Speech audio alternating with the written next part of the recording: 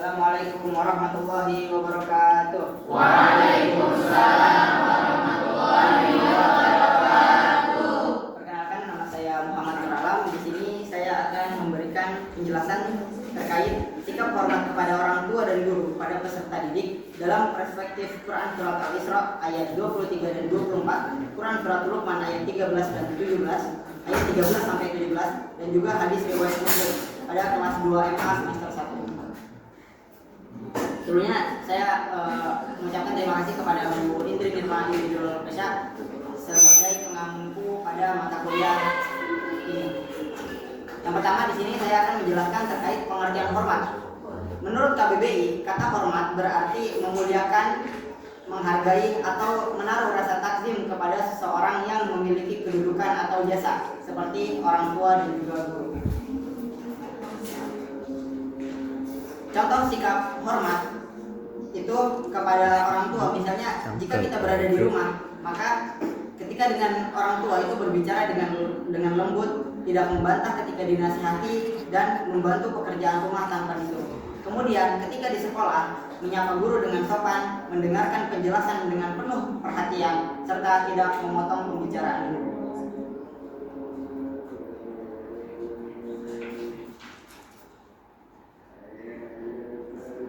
Nah, kemudian yang selanjutnya, kenapa sikap hormat dan patuh kepada orang tua dan guru ini itu penting?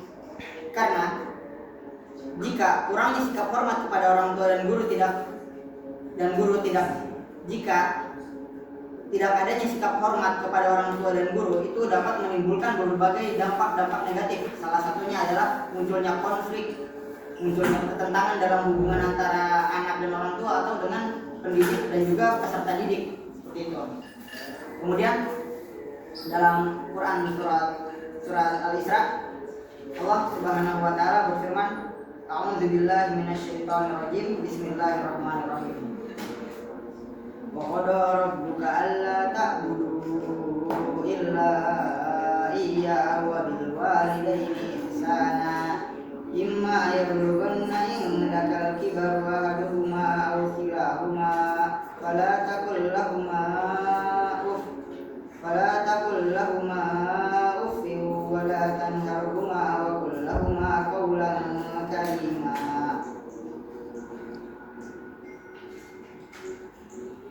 Waqfid lahum janaha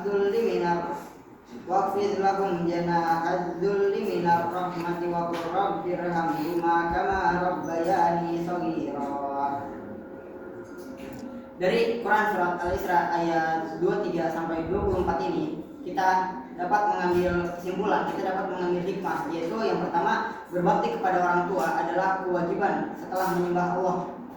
Artinya, berbuat baik kepada orang tua itu bukan hanya sekedar sopan santun, tetapi bagian dari ibadah. Kemudian, menjadi anak yang sabar dan lembut dalam menghadapi orang tua, terutama saat mereka telah berusia lanjut. Dalam ayat ini juga dicontohkan bahwasanya kita sebagai anak tidak boleh berkata kepada orang tua, seperti itu. Jadi solusinya, ketika kita disuruh sama orang tua, itu kita harus melaksanakannya dengan baik. Nah, kemudian yang selanjutnya, yang ketiga, dianjurkan untuk mendoakan orang tua. Dan doa adalah bentuk rasa syukur dan kasih sayang anak kepada orang tuanya. Kemudian dalam Quran Surat Luqman ayat 13 sampai 17, Allah berfirman, A'udzubillahi minasyaitonirrajim. Bismillahirrahmanirrahim. Wa idz qala Luqman libnihi wa huwa ya'iduhu ya bunayya la tusyrik billah inna syirka la dzulmun adzim. Liwalidayhi hamalathu ummuhu wahnan ala wahnin wa fisaluhu fi amaini anishkurli waliwalidayka ilayyal masir. Wa in jahadaka ala an tusyrika bima laysa laka bihi ilm wala tuti'huma wa sahibahuma fid dunya ma'rufa wattabi' sabila man anaba ilaihi summa ila marji'ukum fa unabbi'ukum bima kuntum ta'malun. Ya bunayya innaha in taku misqala habatin min khardalin fatakuna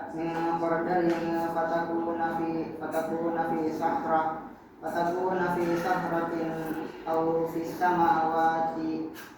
samawatil ardi ya'ti billah innallaha latifun khabir. Ya bunayya aqimis sholata wa'mur bil ma'rufi wanha 'anil munkari wasbir 'ala ma asabak inna dzalika min azmil umur.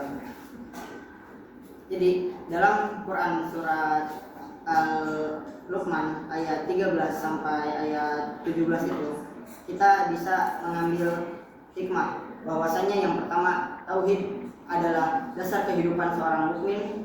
Tidak ada ibadah atau amal yang bernilai tanpa adanya keimanan yang lurus. Kemudian yang kedua, kewajiban berbakti kepada orang tua. Islam menempatkan orang tua, terutama ibu, pada posisi yang sangat mulia.